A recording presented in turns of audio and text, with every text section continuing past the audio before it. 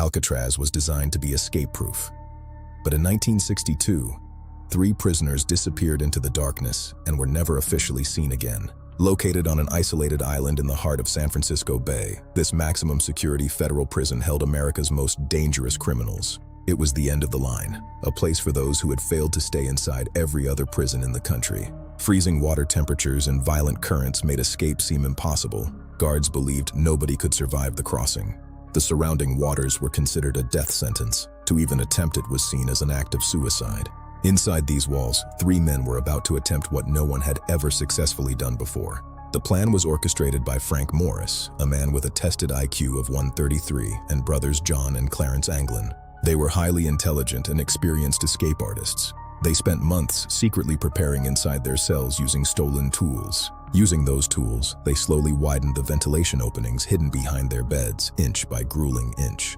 They crafted incredibly realistic decoy heads from a mixture of soap, toilet paper, and real hair gathered from the prison barbershop. These decoys were placed in their beds to fool guards during nightly head counts, while the men worked in the hidden passages. They secretly assembled a handmade raft and life vests, vulcanizing the seams using the heat from the prison's steam pipes. On the night of June 11, 1962, the prisoners made their move. They disappeared into the dark maintenance tunnels. They climbed to the roof, crossed the yard in the shadows, and shimmied down a bakery smokestack to reach the shore. On the northeast shore, they inflated their raft and launched into the freezing darkness of the bay. They were gone. The discovery at dawn sparked one of the largest manhunts in history. The guards found only the papier-mâché heads in their beds. Boats, helicopters, and agents searched the bay for days. They found fragments of the raft and the Anglins' personal belongings near Angel Island.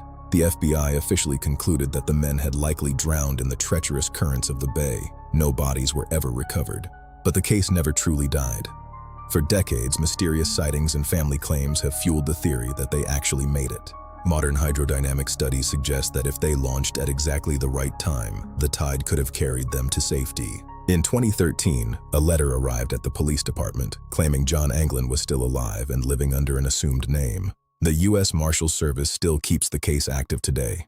They will continue to search until the men would have reached 100 years old. The truth remains hidden in the cold depths of the bay. Were they victims of the ocean or the architects of the greatest escape in history? More than 60 years later, nobody knows whether the men escaped into history or disappeared beneath the waters of Alcatraz forever.